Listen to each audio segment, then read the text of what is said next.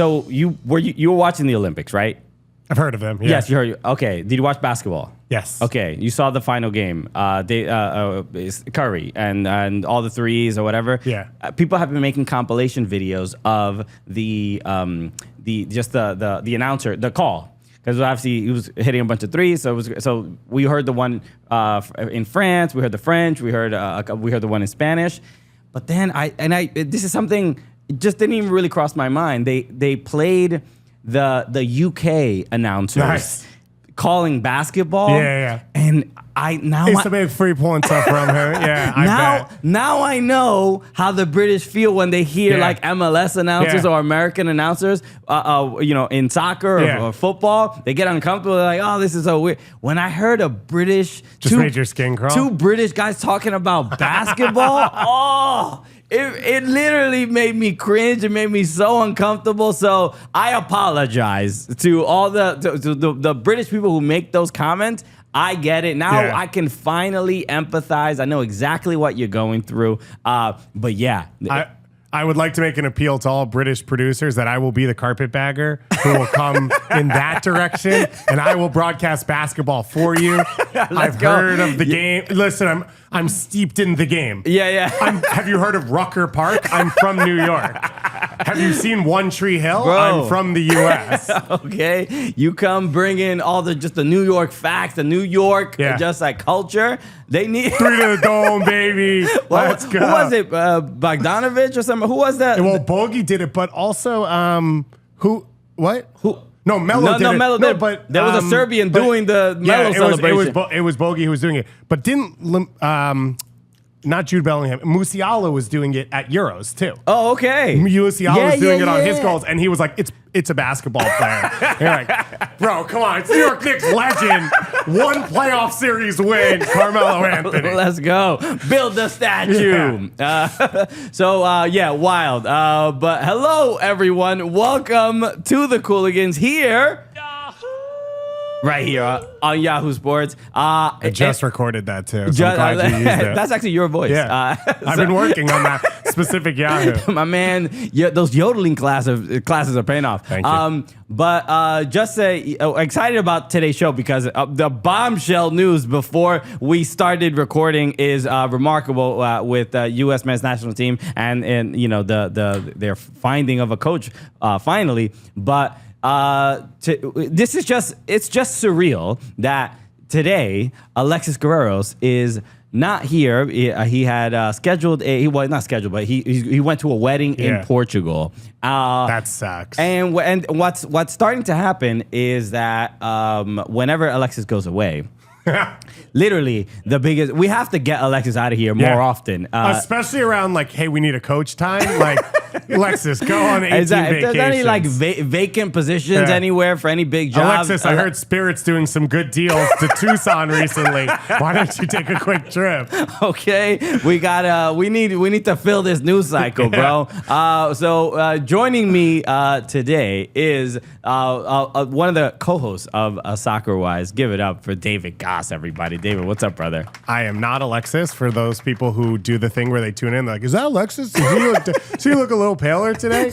I'm not Alexis. I'm David. And it's great to be here. It's always great to be here. Thank you for plugging my show. Of course. You and Boger and Angeli are crushing it. So go check out Soccer Wise if you have not.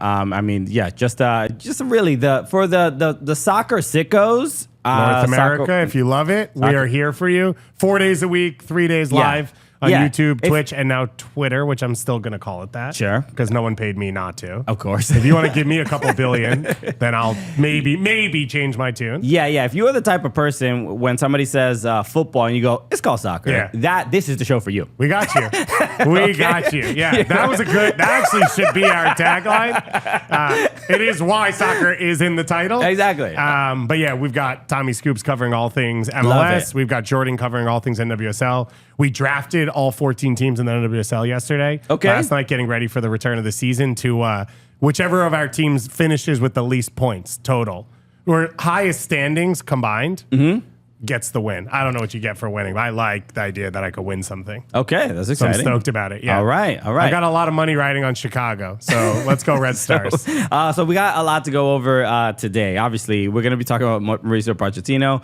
We're going to the Premier League is and a lot of European football is starting up this weekend, so we're going to talk about that, and we'll do a little Leagues Cup roundup because I was at that NYCFC Tigres game, and the result that I just got 100% did not expect happened, and so that's Were you part of the stretcher crew along with Nahu? Or? You know, I did. I said, look, if I can't be a mascot and come out with the players, can I just bring out the stretcher for one? That would be a dream. But no, we'll talk about all of that. So, okay. Hello, everybody. My name is Christian Polanco. This is the Cooligans. The U.S. men's national team have a head coach. David Gass, my first question to you. Where exactly in New York City do we schedule the World Cup victory parade? Yeah. Because we usually do it at the Canyon of Heroes, and it's always, I went to the U.S. women's national Me team too. celebration there. And It's the only one I've ever been to. It was lovely. And now it's just like we really need to get these things in order because now the U.S. men's national team have a top tier head coach. And I get there might be people on here being like, well, hold up. Pochettino, he couldn't win in the Premier League. He blah, blah, blah, blah. Yeah. He never really won a lot. He won at PSG. But who can't win at PSG? You're going to hear a lot of that. But this is, without a doubt, the biggest hire the U.S. men's national team have ever had in their history. There's usually never a coach that is sought after by every club in the world, offered tons and tons of money, who chooses to represent the U.S. men's national team. So I don't even know what I'm asking you, but how do you feel, bro? Here's the question, and I'll give you the answer. If you are a patriot, if you start buying paper products now, so you could shred them and throw them out windows in 2 years. When the U.S. wins the World Cup, undefeated, doesn't concede a goal, Times Square apparently starts a road to California. The parade goes through the whole country. You're welcome, Fort Wayne, Indiana. You're welcome, Des Moines, Iowa. Hey, it's coming to a theater near you. Yahoo, you increase the paper shredder budget. Yeah. Get that paper shredding so you can throw it out the windows. Try and keep all personal financial information off those papers as well. Yeah, because people, weirdos really try to glue the things together, and it's not great. So it's not great. So yeah, I agree with you. That's where we are headed. It's exciting. I think if you're a fan of this team, the first exciting thing is that something's done. Mm-hmm. Like flux doesn't help anyone. Especially with a national team, the time is so little that you can get groups together. I think the U.S. has a friendly in September here in New York. Yeah. September 7th or 8th or something. So like, why are you going to keep wasting camps? Why are you going to keep wasting time? So I think having something done is exciting. Clearly, there's excitement about the profile of who was hired, as you mentioned, where he stands internationally, the sign it shows of the federation trying to be competitive and make this attempt and shift things. And I think the acknowledgement of 2026 is special. It's hard to say it's once in a lifetime because 94 and 99 right. I'm sure 2031 is going to be a Women's World Cup. So it's not once in a lifetime, but it is the clearest way for the sport to take another jump in this country. And it's the closest that this team's going to have. It's going to be the quote unquote easiest path this team's going to have to winning something at that level because they're going to be hosts. They're going to be able to choose. They already chose where they're going to play their first game. I think Greg Berhalter chose that. So I wonder if Pochettino comes in and goes, dude, LA's trash. Get this game out of here. And people's like, you already put it in. And he's like, that wasn't me. So I think all of that. I think the combination of sigh of relief and excitement sort of creates this groundswell that we're feeling today of holy crap. Yeah, and I'll also add, I think both those things are valid things that that we can be excited about. But then the other one is also there's a little bit of I think other countries and maybe even other clubs might be a little bit jealous of oh, he picked her? Yeah. What? We look good today. Yeah, we glammed up. I didn't know, because I knew her back in high school and she wasn't all that. Yeah. And now... But then took the glasses off and Mauricio Pochettino was like, whoa. Okay, I didn't know. I wasn't familiar with your game. Okay, Yeah. That's kind of an exciting part because Pochettino, if he takes the England job, which is also vacant, I think everybody's like, okay, this is a step up from Southgate, and I think people would be a little underwhelmed. Yeah. But I think everyone will be underwhelmed by whoever takes the England job, no matter what. So probably not a Pochettino thing. Yeah. So I think this is a.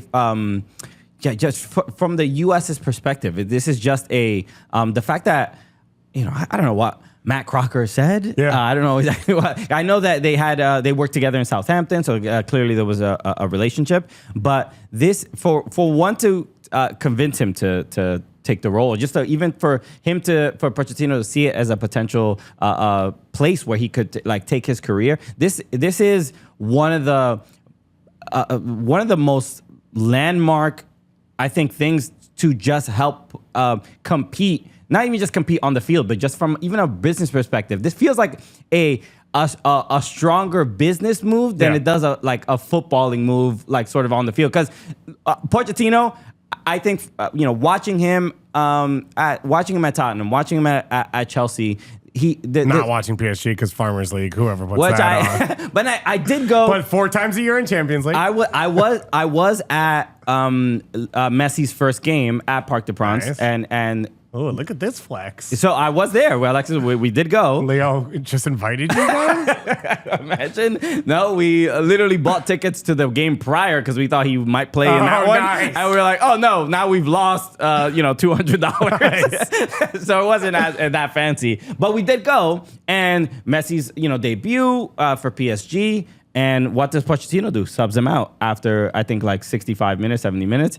And Messi's like, bro, you do you know who I am? This is not, you don't do this to me. And he was clearly upset. And so controversy kind of follows Pochettino a little bit. And it's never necessarily for bad sort of footballing decisions per se. I think he's a little bit honest. So sometimes that comes out a little blunt. Yeah. In his comments off field, or to not as much to players. I think more in press conferences and whatever. I think there's also an issue with rings culture. I believe we're sitting with Tottenham fans right now. Yeah.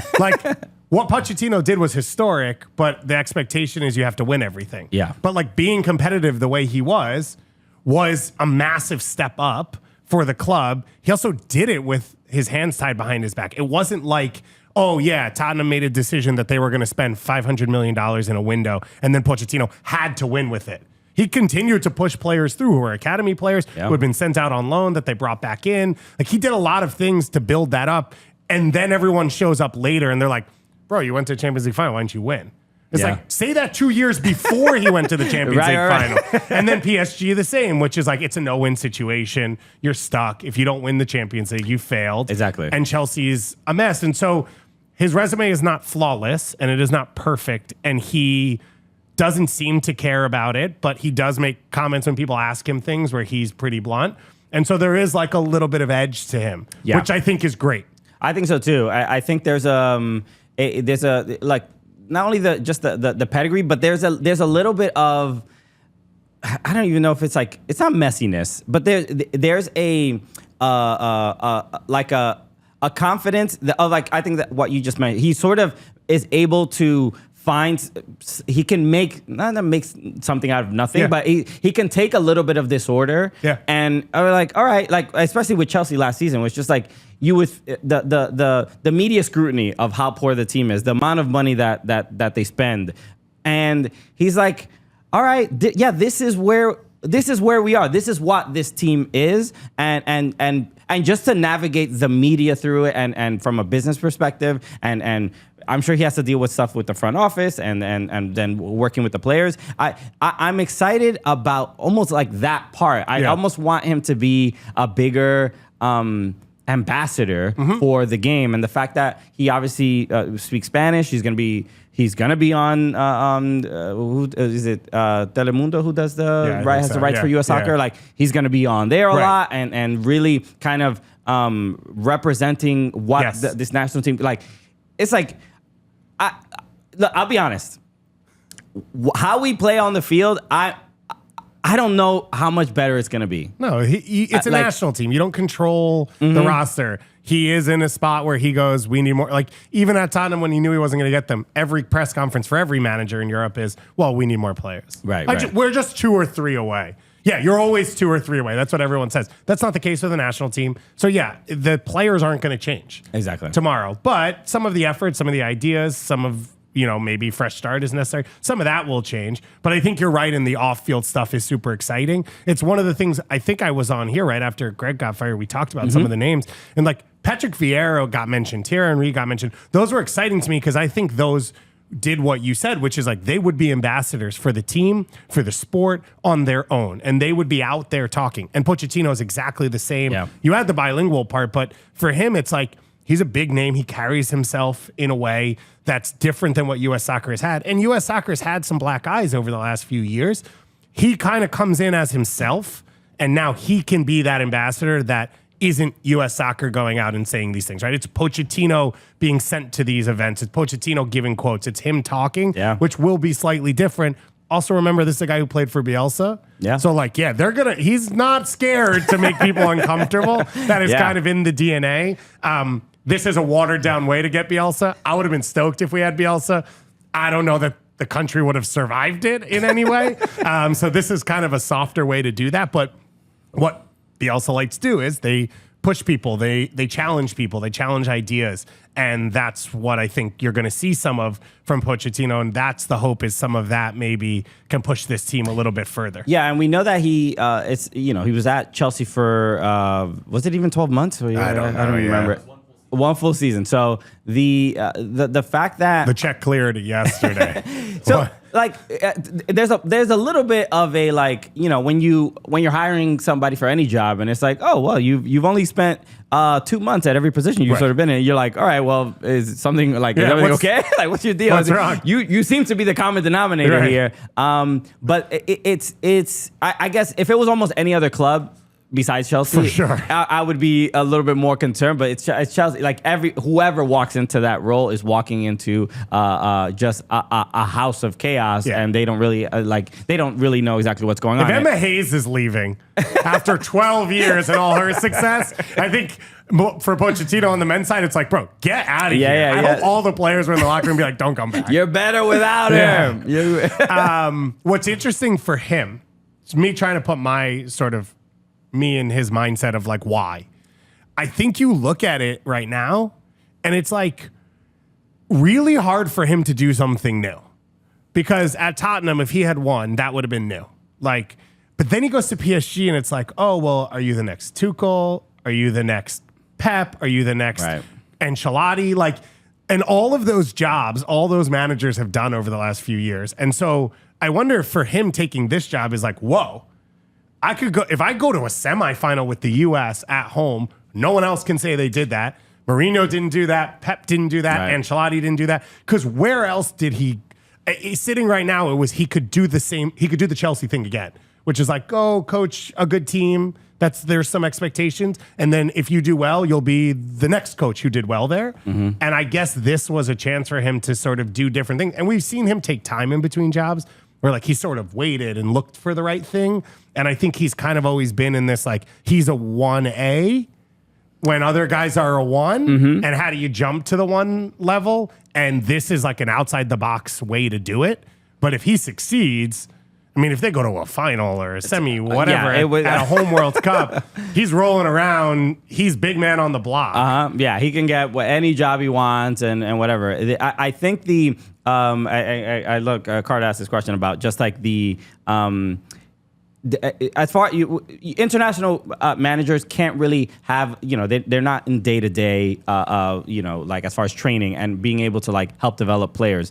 But I'm curious about what he can bring to not the individually making players better, but what I'm almost curious who he's gonna bring in somebody that is oh wow, we weren't even thinking of this guy, and I wonder. Oh, who he's going to fall in love with. Yeah, because we see that at his clubs. Where he's going to be Austin Trusty's way better than anyone ever said. And you're Mauricio Pochettino's an Austin Trusty fan? He's I was watching him at Sheffield Wrexham, and the kid got it. Has anyone watched a Rowdies game recently? Because, Because Cal Jennings is putting in goals. There's gonna be some because I mean that happened, at a lot of clubs where it's like he'll start like a young academy kid, and it's like there's a veteran on the bench, and you're like, okay, what was it? But then the kid ends up developing something. Goes on to be an England international. Exactly. So that's the I'm excited to sort of see that, and I don't know. I think fans who are very tapped in and plugged into the sport like we are, maybe there's more of a casual person. This is it's like I'm excited and I'm like upset that I'm excited. You know what I mean? Like the U.S. national team has hurt me so much that I'm like, for sure. I don't want to fall for this again.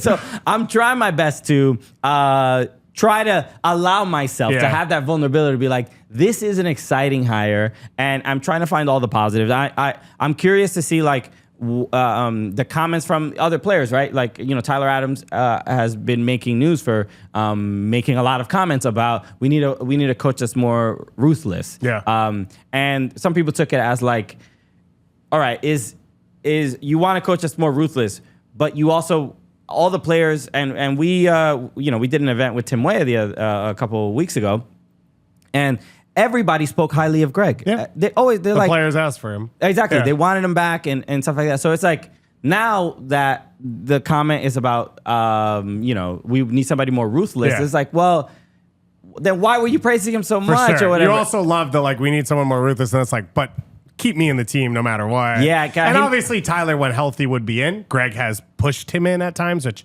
I thought were wrong. I didn't think he needed to play every game against Mexico with his injury history and all that stuff. But I think it's the same when a player at a club is like, oh, we need more signings. It's like, where do you think they're going to play? Right. Like, they're going to play over you. But everyone has these players only exist because they have this self-confidence that they're the best player in the world. And when they're on, they can beat anyone. And I think it makes sense with Tyler Adams. I think the other side is they failed at Copa America. So you're internally like, what went wrong and how can it get better? And we cannot change the player pool. Like, you cannot acquire new players. What can you change is the manager. And I think in that ruthless side, I think Tyler is so competitive. He sees other people and he's like, they're not being pushed hard enough. And they're not being challenged hard enough. And he wants someone who does. And I think Pochettino will be that. I would hope Pochettino plays front foot as well and goes out to win games. And I think his history there is okay. One of the promising things for me as a fan is he's been in situations where he couldn't just buy the next guy, and he's made it work, and he's changed styles and he's changed formations to fit what he has, and that's necessary at the international level. But I think the where it grows and how it gets better is super interesting because I don't think we have a clear idea. It will be interesting to see does Mauricio Pochettino put together videos and send them to Christian Pulisic and be like, hey man, great month. I think though if when you cut in on your right foot, if you pull the ball back here, and is he doing stuff that? Yeah. When he's outside of camp, can he make these guys better? Is he also one of the guys now where you talk about who does he like and who does he fall in love with? Is he making phone calls for guys and being calling big names that he knows and be like, hey, by the way, you need to bring this dude in. This guy's for real. I think what Jesse Marsh has done a little bit for these Canadian players, Moise Mbito and Derek Cornelius and stuff. So can he add a little bit of that for some of these players? It's a short window. Exactly. It's frustrating because it should have been a year ago. That's when he should have taken over. He should have had Copa America. We're going to play some weird friendlies and Gold Cups and all this stuff. Yeah. And I'm sure the U.S. is going to pay the money to go and play Italy in Italy or bring Italy here, however they choose, which is what we saw part of the pitch to Jesse Marsh was Canada went and played the Netherlands in the Netherlands and France in France, his first two games. Mm-hmm. And I think that was organized as a way to pitch the managers that we will give you the resources and put you in a situation to challenge. The U.S. will have to do the same. Great drone right here. Look at this one. It's lovely. We actually provide our own drones. So where you've been spying for your clubs, you don't have to bring them. Jesse's like, who? These guys. Jesse Simone Biles just whipping his head around. Jesse's they're going over the top for me. This is very kind. You have to imagine, he basically, Pochettino essentially left Chelsea because they couldn't come to terms of like how much authority he had over the club. And Crocker would have been like, look, you want to end pay to play? It's over. Nice. Just if you go, like, whatever is we'll sign all 53 players from Chelsea. We'll put them on Des Moines Menace, and you can do whatever you want. We will figure it out.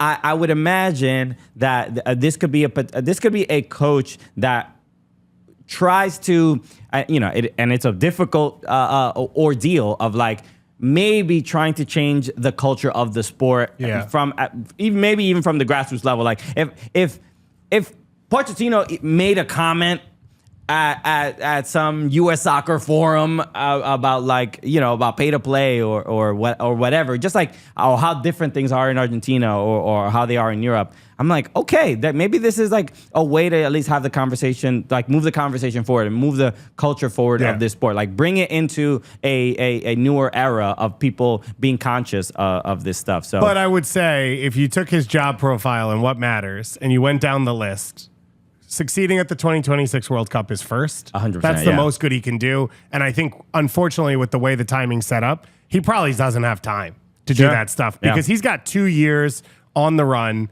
and he's going to have to pick it up right now. He's got, 17 months until the World Cup? Like, I don't know that he has time to go into Florida and be like, where are the youth clubs? How are they set up? Who's coaching? Where are the players? I think my hope would be he does this job well and he enjoys it so much that then after he finds a way to affect the game in this country for longer term. Right. I think if your dream is like he drops in and he's like, this is how you set up ProRel and this is how you end pay to play and this is how you get all the best players into this youth academy and this youth academy, you're probably going to end up being upset at the end of this because he's only one person and he can only do one job. And that job is super intense because of the timeline, and that's probably where he falls. Yeah, then we're like Emma Hayes has won a gold medal. She's got time. Yeah. She's got 3 years to be like, by the way, I'm good at my job, so stop asking me. I'm not going to show up. I'm going to go study soccer in America. Right. She's like, the suggestion box is closed. Yeah, right. I don't need to hear anything else. Yeah. Oh, did you think that when I won a gold medal? Cool.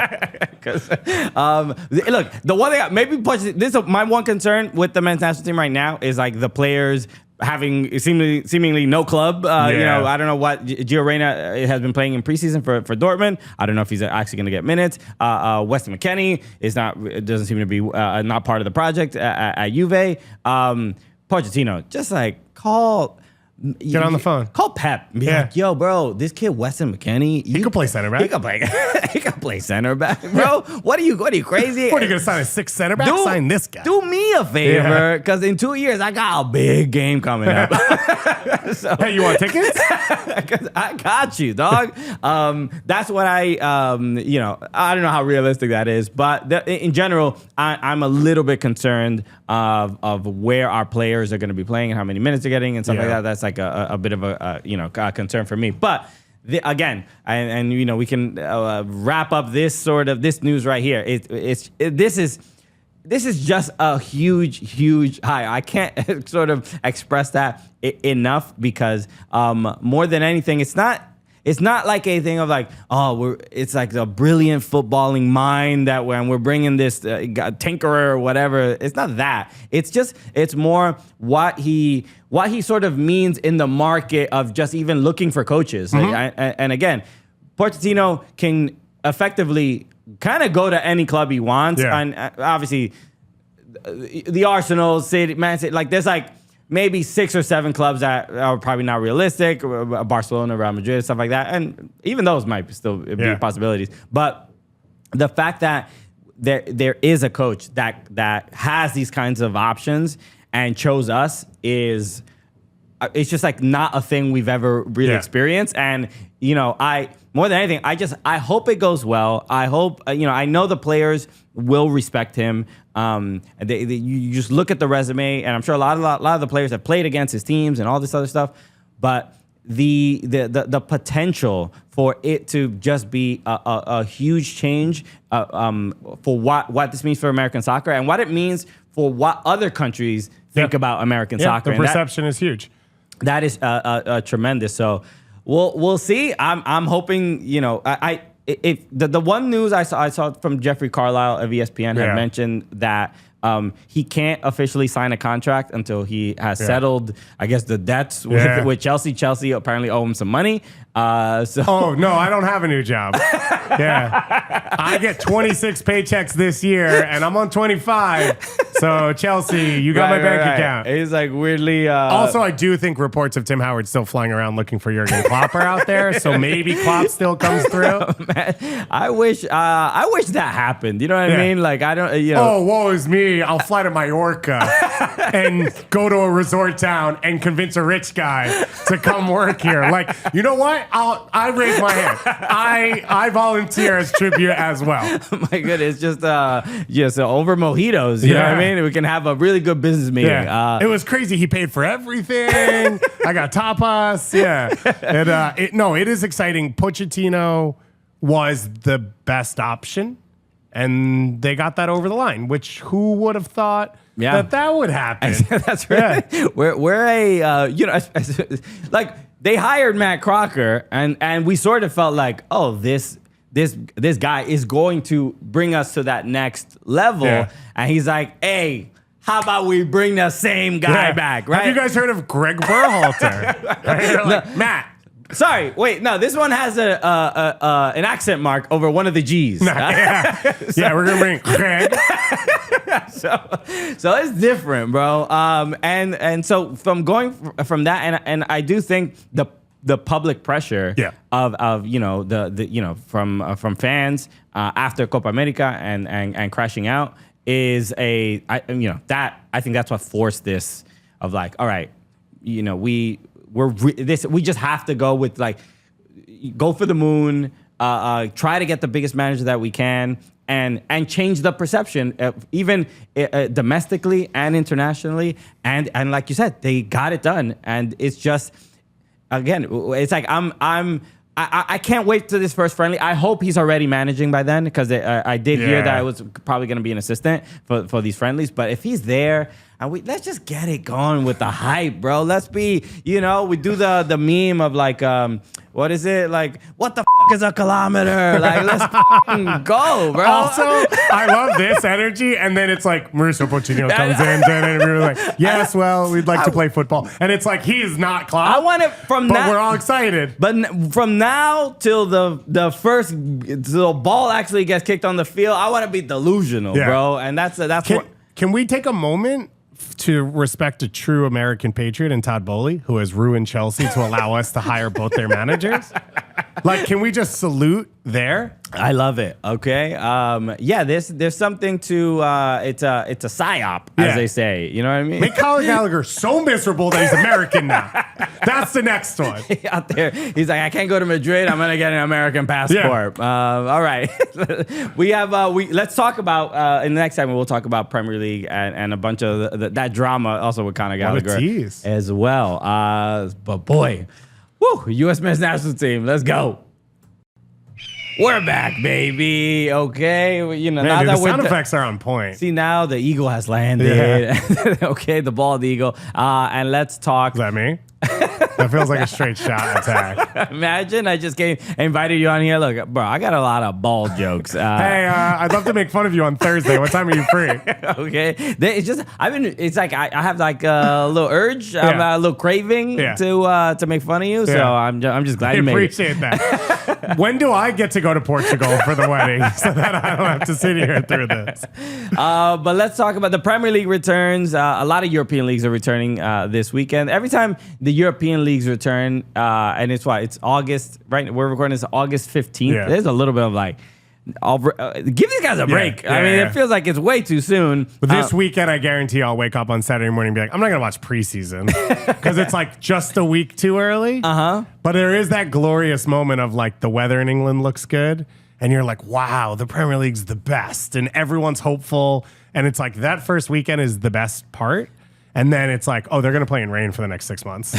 So forget that. Yeah, there's there's a little bit of when the league starts, especially in August, when mid-August always feels a little too early because the international tournaments sort of just ended. Yeah. You know what I mean? Like, I think they're still wrapping up the closing ceremony at the Olympics, right? Was Noah Lyles supposed to be ready again to run for Crystal Palace? Because the beginning of the European leagues always feels like players are not even ready to be back. The ones who played in those international tournaments. So like usually the first two games, the players that played in the Euros and Copa America are like not available or recovering. And you've got the window still open. Exactly. So it's like, oh, well, this isn't really our team. Yeah. And you're like, okay, cool. There's a little bit of like, all right, we can give them one more week break. Like, I don't think that will hurt anybody. I don't think the whole footballing economy is going to collapse for one more week. But you thought. Okay. No, they're like, no, let's stick in another tournament in that week. Why don't Gianni Infantino's like, wait, you're taking off? Okay, here's what we do. Antarctica hosts the four biggest youth teams in the world, all with senior players. Yeah. See, this is look when you we're ideating, making money. That's what we do out here. But no, the Premier League, obviously the most popular league in the world. Let's not be couch it any other way. Although the Lincoln Red Imps are playing right now, representing Gibraltar, which is also a big league. Yes, which I'm equally as excited about. But it's like you said, the everybody's in first place. Yeah, feels great. Or at least the AFC Bournemouth, because they started. Their team name starts with an A. They're in first. Man, you got to get Everton a little more Latino. Get the Atleti at the beginning. Atletico Everton. Atletico Evertonia. Love it. My favorite club. But no, this is a... I think we can, who's going to win? I mean, everybody's pretty much saying Arsenal or Manchester City. I'm not really excited about those conversations because it's just like, who knows what's going to happen? These Premier League seasons are very unpredictable. But then Man City wins. Wins, right? Anything could happen, and then Man City will win. We know the ending, okay? Yeah. But there's a little bit of drama leading into this season because Manchester City, it's been reported that their trial for those 115 charges in the financial fair play issues and those breaches that will be litigated in September, and we're supposed to get an answer of what that is, what's going to happen, what the potential penalty is going to be by early 2025. So, man, you said the word litigated, my energy just went through the roof. but honestly, the weirdest part is like I'm going to be more kind of anxious about the Premier League season because of that. Yeah. Because I think that is going sort of to determine who the champion is or where Manchester City end up. Because we hear they have a whole big team of lawyers and they're not going to face any penalty, and we also hear like they might get relegated to League 2 or whatever. So they might have to play the Lincoln Red Imps every week for the rest of the season. Pep is watching the Lincoln Red Imps right now. I'm like, I might have to prepare for them. No, this is it's like a little nervy. I don't know. Because I don't know. Based on social media and how people, and also as an Everton fan who has already been slapped on the wrist twice. I was going to say, how does it feel to watch this go down somewhere else? Yeah, there's a little bit of like, take them all down. All right? As long they should be beneath Everton. They're all criminals. Nottingham, everybody. They all, they're all after Everton. You know what I mean? But this is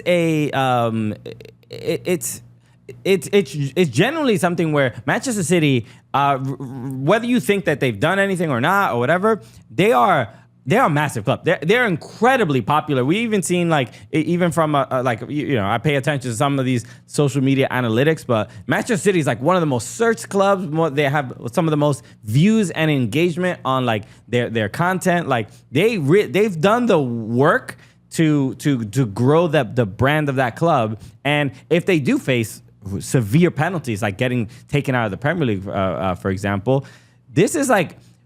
So it's such a huge deal, but then from an economic standpoint of what Manchester City even mean to the Premier League, like there is a little bit of like, well, we want to punish them, but not that hard. Like, I mean, they I really think we're going to see when that punishment comes out that it's not in line with some of the other ones that you thought it would be, and be like, this is the most we could do. And you're like, oh, yeah, for sure.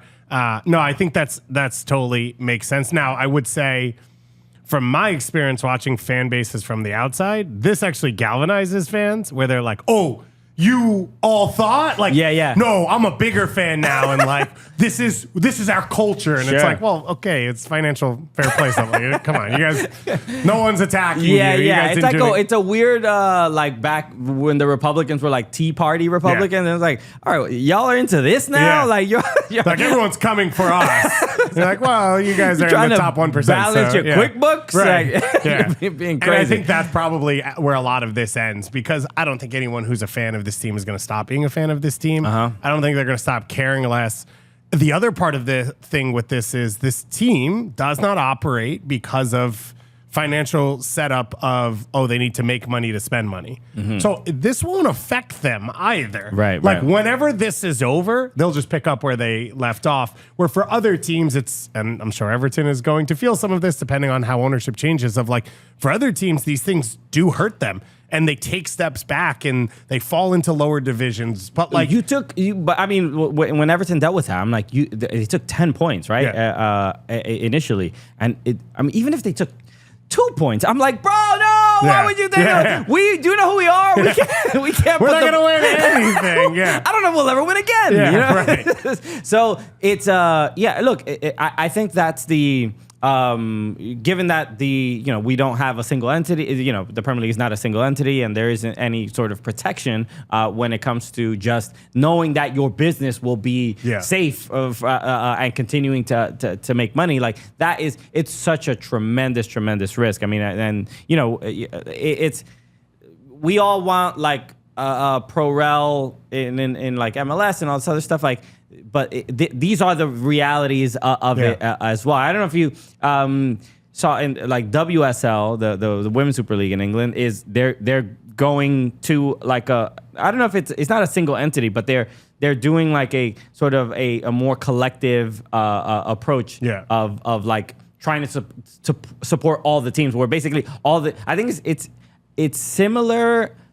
I could be sort of wrong, but to me, it sort of feels similar to the way Bundesliga is. Where there's like restrictions so that everyone can work together. It's Bundesliga 1 and Bundesliga 2, and then the rest are like, it's not exactly, we don't oversee the sort of the rest of it. Like kind of like the FA in England handles the complete pyramid. But this is WSL is looking at it like, all right, we all have to collectively make sure that we can sustain ourselves, and the Premier League specifically is not like that, right? Well, some of the big, Reading, I think, they disbanded their professional team, which this was one of the biggest teams, because they were like, it's not sustainable financially. And if we don't win every time, there's no way for us to make up the money, which is tough. Now, obviously, the Premier League is so far outside of that, with the TV money they're bringing in and all of these things, that like teams will fall apart, but other teams will step up and replace them, and rich foreign owners will come in and take them over. But there is a conversation that has to be had of like the golden goose thing. I think it comes up every time ticket sales come up, of like how expensive tickets are, where you're like, the sellable product is the atmosphere in the building. Why would you price out that fan? Because you're going to sell a TV deal to India, the US, and Japan at a higher level. But I don't make money. That's why I don't make money, because I'm not charging everyone as much as I possibly can. Exactly. Everywhere you go. Part of that falls into this, like, how much are you going to limit spending? Because, as you said with Man City being the biggest name they are, helps them get a bigger TV revenue number around the world, which gets more of a cut for Bournemouth and more of a cut for Ipswich, because they're cutting from a larger pie. But at the same time, if you win something, then you're huge. So, like, you don't want Man City to be unfairly doing this. But at the same time, the odds of you winning the league just because Man City aren't buying 13 center backs are pretty low. And so, like, how do you manage that? And I think this is all some of this interesting stuff that's happening. I find a lot of it, I don't think there will be a positive change in the end. I think it's all just like slap on the wrist, let's move on. And so, therefore, it's a lot less exciting for me. Yeah. But litigation, man, you say that word, I'm ready to rock. Like, can we live stream it, bro? I'll watch. I'm curious to see, like, I'm really just like, what's the ending of this movie? Because it's like been so long. We just keep hearing the constant 115 charges and blah, blah, blah. It's just like, all right, well, what actually happened? And what happens is they give Jordan Childs her bronze medal and we all go home. Finally, if you redeem it, we'll look Man the other City, if you buy 115 bronze medals for Jordan Childs and deliver them. I'm looking the other way. Yeah. Who? Me? I never heard of that. The number 115, all I know is 114 and 116. Never even heard of 115. So another dramatic issue in the Premier League starting up the season is obviously Chelsea's in the news again, but Connor Gallagher, the midfielder and English international as well, he is big move to Atletico Madrid. He's out there taking photos with his family. But my man is everyone's got the Spanish glow up. Happy to be at a new club. Every time English players go to Spain, I'm like, all right, you gonna learn? Yeah, you gonna learn the language? Don't do this. Yeah. Don't do this Gareth Bale thing. Muy poquito. My man Gareth Bale was, did you ever see his introduction to Real Madrid where he did like what is it? He did like the interview, but they were clearly like the questions were asked, and then they cut to him, and he's like, "Okay, I'm gonna do 45 takes, and we'll get get the answers." And it's like, I will speak in gibberish and not understand what I'm reading off this script. Exactly. So, my man, if he had to use a teleprompter, he had to use a teleprompter. I mean, Dad looks like he's gonna be in the Spanish islands the whole time. He's wearing flip flops in this photo. Dad is fitting in perfectly, and Connor and Connor's wearing the little see-through shirt a little bit. Yeah. He's like, all Mom's like, oh, everyone's so flavorful and colorful and lively. I love that. He's fitting in quite nicely to be, being except they're not going to let him live in Spain. So it looks like it's not happening. And he went there, signed all the paperwork. He did his medical, and he is back in London now. Sort of where we are is we don't know if it's gonna go through. When does the transfer window close? August 30th. So, I guess get ready to learn CF Montreal, buddy, because you're coming on loan. Because you clearly, and it's not just a thing of like Chelsea don't want him, because I think he's a good player. He's one of the better Chelsea players as well. But clearly, this is a financial issue, and they needed to just move him. Maybe his wages are too high, or so on and so forth. And Chelsea, and we'll get to Chelsea's issues financially because they're under investigation as well. But this is, I mean, I also think of, it's not the same exactly, but Duncan Maguire as well. Yeah. Who was supposed to be going to Blackpool, and then they didn't fax or whatever they needed to fax in time. That one's worse, I think. This is worse. But this... Blackburn, okay. But this is a, it's more than anything, it's just like, it's just embarrassing. That's really all it is. It's like you go and you do the whole thing, the pageantry and everything. I don't know if he kicked a soccer ball in front of fans and everybody. He juggled. He was terrible at it. Everyone's like, we're gonna win the league. And then to have to like go back home and stuff like that. It's just like an annoying thing because you know that that Chelsea, given their whole situation, is like he's clearly not in the plans for the manager. It was Enzo Maresca, I believe. Yep. And so I just feel like every time these things happen, I just kind of feel bad. It's just, he's like the victim of this situation. He has nothing to do with. Now, in fairness, he's a millionaire, so like he'll figure it out and survive. But it does suck. On the whole financial thing, is no one asking the question, where's Atletico Madrid getting all this money? They were like, oh, you like Julian Alvarez? We're gonna they bigged Man City, and then they're going to big up Chelsea, and it's like, oh, yeah, no, for sure, that's normal. Like, every part of this stuff makes no sense to me. There is a little bit of the way the transfer market kind of works. It does feel a little bit like clubs and GMs and everybody and managers are kind of, they must, like, call each other and be like, all right, what's your budget? You got a couple months. Like, let me just move a guy over there so I can, help me in 2024. I'll help you in 2025. Yeah, I always said this about Italy. I made this up. I bet you no transfer money ever gets spent. Someone's got a notebook And they're like, well, so Juve still owes Inter 12 for this. So if Torino sells this guy to Inter, Juve can just transfer that money over in the notebook. And then like, you're still good for 4. We never actually have to exchange. There's no chance.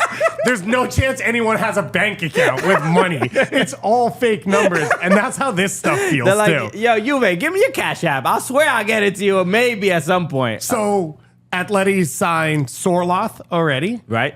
Len Normand. Julian Alvarez. Now they're going to go and drop Connor Gallagher. I'm sorry. Where did this money come from? Where have I been where you guys have been broke boying? Like, we'll get David Villa at 37 and Diego Costa will come back. And now all of a sudden anyone who's won a Euros or World Cup is on our team. Yeah. It does because of, I think, how rigorous they're investigating Premier League clubs for financial fair play. It does feel a little bit like, again, just do me a favor. Take this guy off my hands. Yeah. I swear we'll square it up at some point. Chelsea's like, you buy him for 75, and then we love that 12-year-old in 4 years for 112. Here's the contract, and we're sure he's going to be the best player in the world. Okay, look, just don't open this briefcase with the contract till he's 16. Right. You know what I mean? The time goes. It's a time capsule. It comes out. You're like, oh man. What a player! So this is this is the business of this game is getting the money and is only going up and up and up, and again these TV contracts and everything. So this kind of stuff is kind of normalized to some degree. So where we are with Chelsea as well. And their investigation, because this was something that came up last season, because when Everton and Nottingham were dealing with their points deductions, Chelsea the reports came out that they were also being investigated, and everybody's like, "Yes, more, take more points from all of them." I'm like, "Give me all the points, take all the, give them to Everton, please." But what I've seen and what's been reported is that Chelsea are under investigation, but not for things that they've done under the Todd Bowley era. It was before. It wasn't us. Wasn't us. It was... Apparently, they self-reported it. Yes. So they came in, saw the books, and they were like, those guys cheated. We're now going to sign 53 players, but those guys cheated. So it's one of those things where I think the Premier League has to be like, all right, we got to punish them, but we appreciate that they self-reported and let us know what was going on. And it also, the regime that's in place right now aren't the perpetrators. Yeah. So how harsh should we penalize them because they didn't do anything technically? I just tell you, being an American sports fan, this sounds like Nick Saban's going to be the next coach of Chelsea. Because this is classic college sports of like, we self-reported. So you can't punish us for the years of what we've done. Right. I mean, it's the royal. We're the victims. It's a royal we. Yeah. We all messed up. Yeah. Who knows who we is? But so that's another thing to keep an eye on, because I would imagine that Chelsea will face some sort of probably a points deduction to some degree. It may not be incredibly harsh, but it looks like they also broke financial fair play rules, and most of the time it's and if all of this is too confusing, it's basically they brought in money. They injected money into the club that the club did not earn. So basically, an owner is like, I got this extra, my Venmo account is just sitting there. Let me just put that money back into the club. You're not allowed to do that. You have to, the way the club should run off its revenue so it's sustainable. Because the idea is, let's just say, I don't know, I'm going to make up a crazy situation. The owner of the team is one of the big people in a country that starts a war against another country and can no longer own that team. The team should still be able to function at the same levels that it's at and not need the Venmo guys to come in or collapse into the 4th division. Correct. That's the idea. And so they should be sustainable projects. And that is not what it seems like is happening. Exactly. So another totally made up scenario. So that's been our Premier League preview. Who's gonna be a top scorer? Who knows? But it should be fun regardless. So that's so it's exciting to have European football back. But we have to talk Leagues Cup and a couple dramatic things happen in American soccer. So we'll do that right now. All right, Major League Soccer. Some news. We got some departures. We got some arrivals. Okay, it feels like an airport. Chicago Fire have parted ways with Xherdan Shaqiri, which is I'm a little bit surprised they actually terminated the contract and actually did this, because I was just expecting a few more months of just misery. Everyone be depressed. But Shaqiri, it didn't work out after. I guess. Look, I watch the Fire as much as I can, and never. I look at the table. I look at where they're on the table.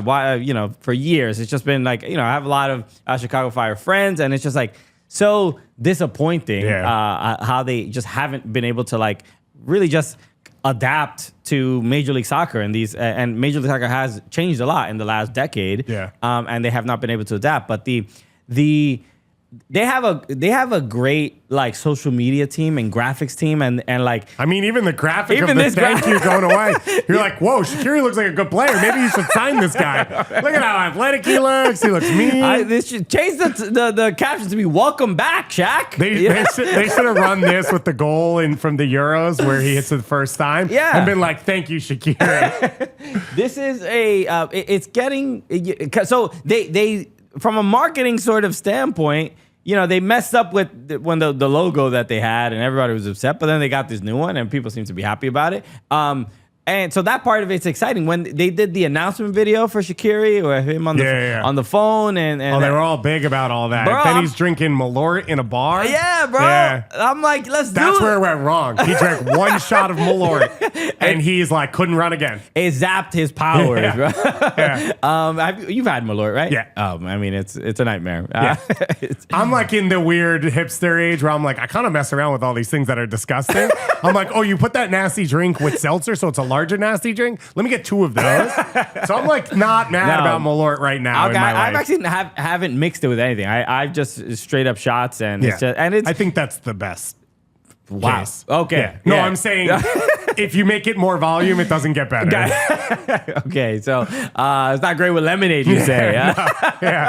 So kind of a shock, because and then we saw him at the Euros and score a goal, and so you think things are turning around, but they just couldn't figure anything out with him. And the other part of the shock is so that they can't really replace him now. Exactly. The window in MLS is closed. Now the roster is not frozen. So you can add players that can play in the playoffs, but the way they have to be unrostered at the moment the roster closed. So they can only sign free agents. Exactly. The best free agent in the world is probably Shaqiri right now. So that one's going to be a little bit tough. So what's odd about it is it's a huge financial burden. The assumption is that there's a level of buyout there, and they're paying him to not play, but to then not do it in a way where you can go and bring in another player, like to have not done it a week ago, and then been able to replace that player. It means, one, the market was so poor on Shaqiri that they just kept hoping at the end of a window, someone will be like, we couldn't get anything else done. We'll take him in. And absolutely no one in the world was interested. So that's one thing. And the other is, and one of the hardest parts about dealing with Chicago Fire is like, they invest. This is like ownership being like, he's a negative in the locker room. He's a negative experience. So we're going to pay for him to not be here. Yeah. If you're paying this money, just go buy good players. Just don't make it that difficult. And that's, I think, for Chicago Fire fans. Is it a thing that maybe players don't want to play there? My thing, and I always start here, and we have for some reason, a lot of Chicago Fire fans, which I'm super thankful for on Soccer Wise, that have asked us this question. Stuff like this starts at process for me, which is like soccer's emotional, sports are up and down. Nothing's super clean, right? The MLS window falls differently. They create new roster rules. Now, all of a sudden, Chelsea's selling players to themselves. Like, you don't know what the world is going to look like. What's your process of, like, how you assess players, how they fit into your timeline, and then, like, what's the next player prepared? There is clearly no process in Chicago. So they hear Shaqiri, and they're like, this guy's good. Yeah. We'll bring him in, and then we'll bring in other good guys, and they'll all play together, and then we'll win games, and that's not how it works. in EAFC. Yeah, exactly. And then I'm going to my brother-in-law's place to dunk on him, and like we're gonna crush it. And that's not how it works. And part of it is they've struggled to understand what what works in MLS, the style of players. Like they basically, a very simple one is like they don't have good defensive midfielders who like win the ball and cover ground. No. And then they keep signing Gaston Jimenez for like a ton of money. And it's like, oh, he just needs a good D mid to play next to him. It's like, no, don't sign him. Sign that guy and then you don't need him. So part of that's that. Part of that is I think the profile of players.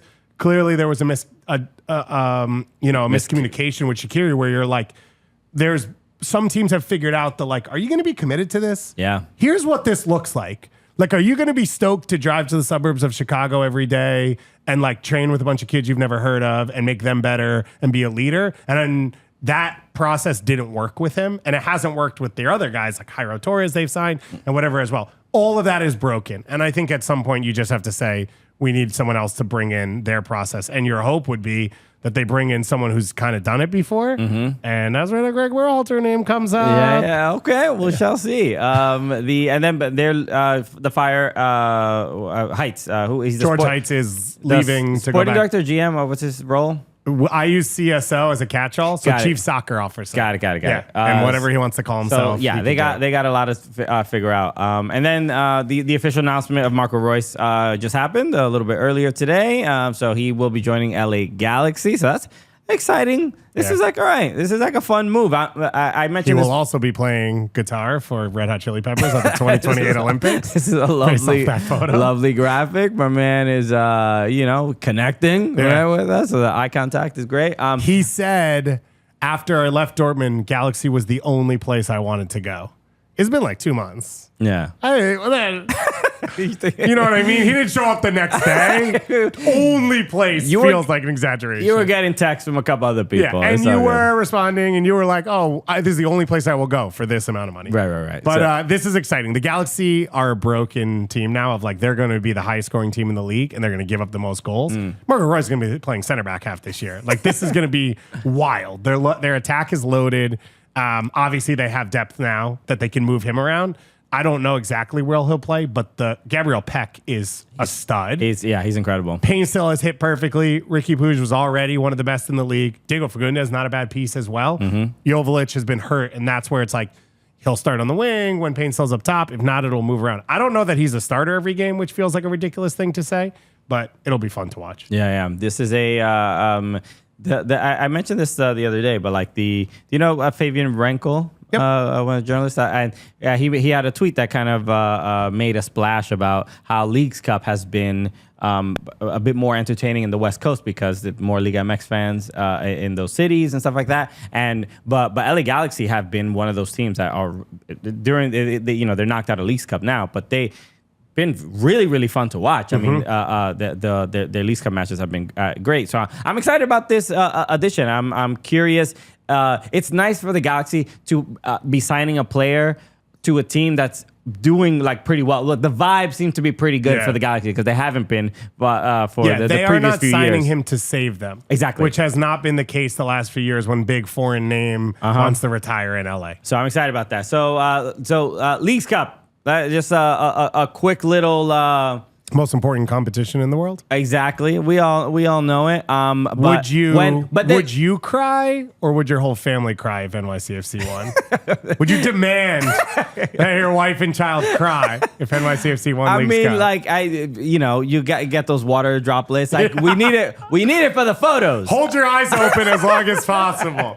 No, this is Leagues Cup is definitely one of those tournaments of like, yo, this tournament's stupid. Why are we doing this? And then your team starts winning. Then your team wins. And you're like, okay, hold on. But see, it's actually one of the most important competitions. Yeah. You don't understand. It's actually a combination of both leagues. So we're actually the winners of Liga MX. Yeah. So it's actually a much more, kind of a significant trophy. You and all the Lakers fans right now. Yeah. Right, okay. In-season tournament for life. No, this is a look. The last time I saw NYCFC play Tigres at Rebel Arena. Don't do this. Tom did this on Tuesday. I'm just saying the last time I was sitting next to Tom. Yeah. And we were coughing all over him. This is the wrinkle I will add, I don't think we've ever said this on air. So this is CONCACAF Champions League at the time, right? And You had flown directly from Wuhan, I think, for that game. Is that what you're about to tell us? Exactly, bro. I did not. They asked me to carry a bunch of vials. I shouldn't have said yes. No, we're at this game. So this is the first leg of Tigres NYCFC at Red Bull Arena, and NYCFC is getting just dismantled, and then they did not do well in this game.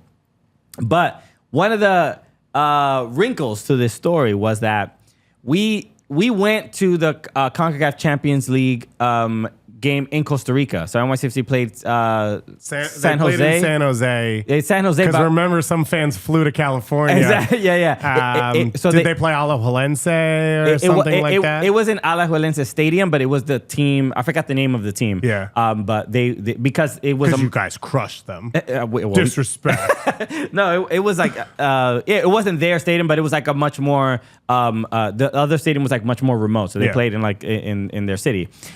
So we had this is when we started like getting on NYCFC's radar. We ended up working with them a little bit later, but this was like because we went to that. This was before they bought you a Lambo. Yes, it was much before. So while we were there, we now really there was something to I think some of the NYCFC staff that they were like, oh, not only like these guys are like serious. They're not just like clowns that don't care about the sport and just or just they knew it was Costa Rica and not California. we got it right. So it was a big moment for us because I think some of the NYCFC people there were like, oh, let's actually do content with these guys and work with these guys, and then we interview their players, all this other stuff. And that game at Red Bull Arena against Tigres, as we're watching the game, one of the NYCFC staff were like, do you guys want to come with us to the second leg out in Mexico? And they were like, you'll get to fly on the plane with all the players. And we're like, what? Yeah. to go to Monterrey. At El Volcan. Exactly. Against Gignac. And fly with the players. Yeah. And we were just like, this is unbelievable. This is the coolest thing in the world. And then during the game, they were like, actually. During the game is when we got the news about the NBA shutting down. And we're like, what? Okay, but still, we're going to be going. We're going to Monterrey. We're going to Monterrey. Why would that be, impeded in any way? Yeah. And then basically by the end of the game, they're like, I don't think this is happening. And we were just, so it was devastating because the world shut down. And clearly, for sure. Lives were lost. Yeah. There was a very dramatic, beginning of what the world would look like. But the real victims. But also, we were also, there was something taken away from us. And I'm glad we could bring this up. I'm not comparing, of course, because I obviously respect anybody who went through very difficult challenge. I'm just saying that's part of the story. It's not part of the story. Yeah. And all I'm saying is that it should be mentioned from time to time. It's a footnote in the Wikipedia page, officially. But now, being back again at Red Bull Arena watching, and which is also, as NYCFC fans, it's just like, why are we here doing this? But a much different result. NYCFC win this game 2-1. I could not believe what I was watching. It was Gignac also could not believe what he was watching. Gignac didn't start the game, which I don't know why. Maybe I think they were just like, when we need him, we'll use him, and if we don't, we won't. Yeah, I'm pretty sure that was the Tigres plan. Everybody on NYCFC was spectacular. They very outside of the goal given up, there weren't that many mistakes. Like again. Also, they didn't give up, and they went up 2-1. They didn't give up big chances after that. That was really impressive because you're like, okay, here it comes.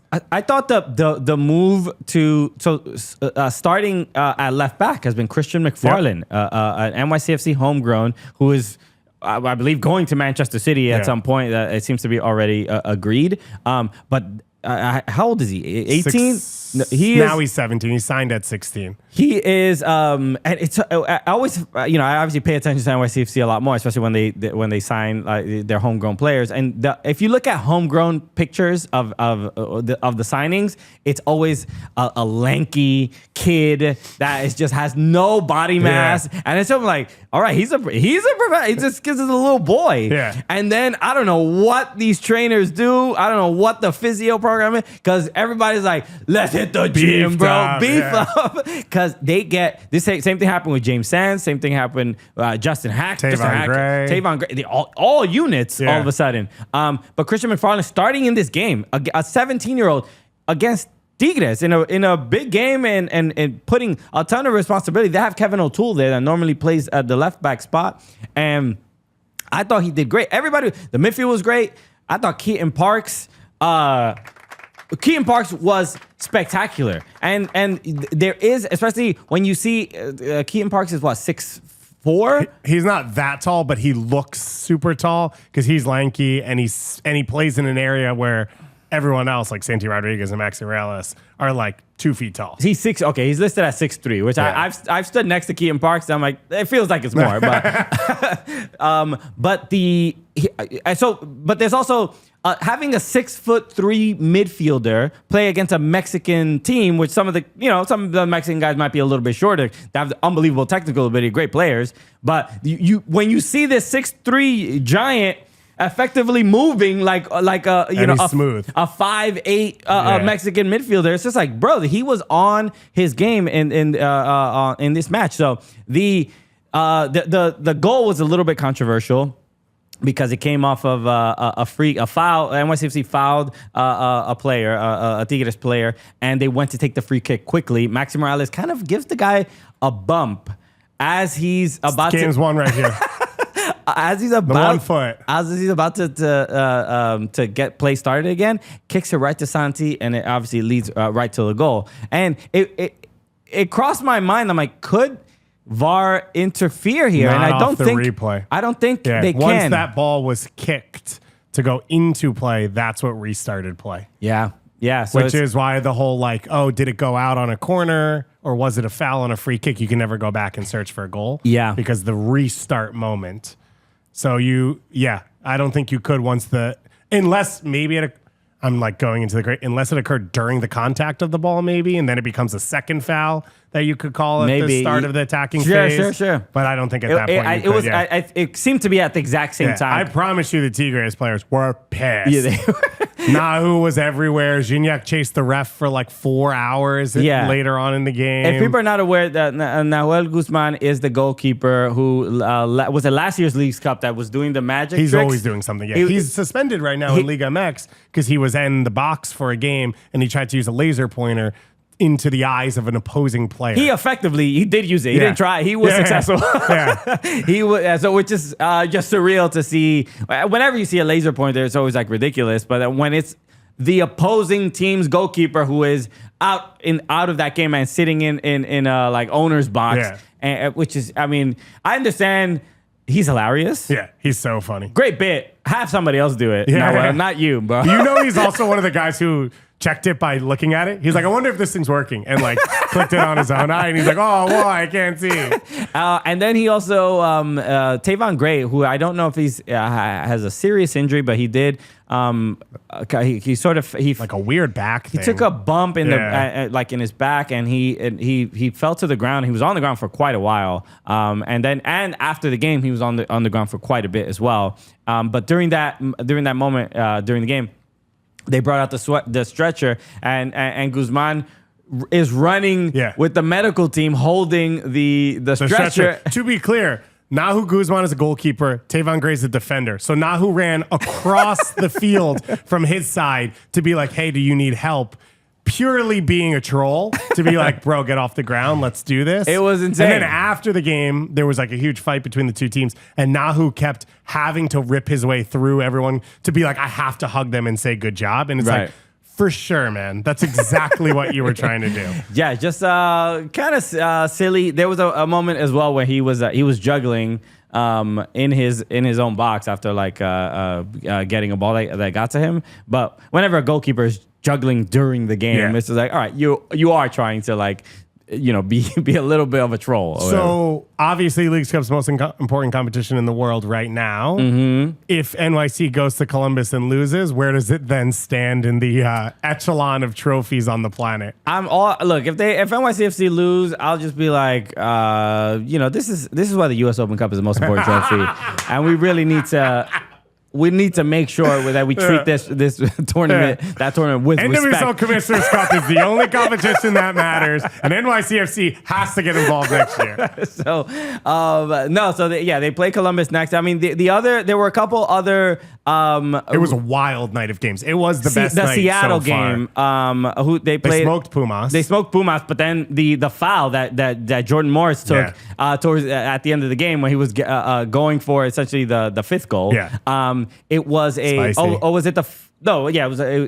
I forgot exactly what happened. Who cares about the scoreline? He got fouled. He has a one-on-one with the goalkeeper. He gets fouled from behind, and then Jordan Morris is holding up. He's like, "It's 4-0. It's 4-0. Why are you even doing this? Like, it's like you clearly just trying to injure me. Or it's just such a reckless challenge. It's like, just take the L. You already losing by 4. In fairness, I'm like, Seattle, knock it around. Don't actually keep going for goals. That would be me. Yeah. I'd be the one taking someone out from behind, being like, it's already 4-0. You don't need this. Within Leagues Cup, there's a bigger aspect of like nobody cares about the tournament unless there's especially the risk of a Liga MX team getting embarrassed because they have to deal with more scrutiny if they lose because like perdiste contra MLS and all that also stuff. because they keep losing because they always play on the road and like all that stuff. Exactly. I think it felt less scrutiny last year and then a year after that feels more. Club America went down against St. Louis in LA in front of their own fans at Dignity Health Park, where they're like technically the home team, so they're selling all the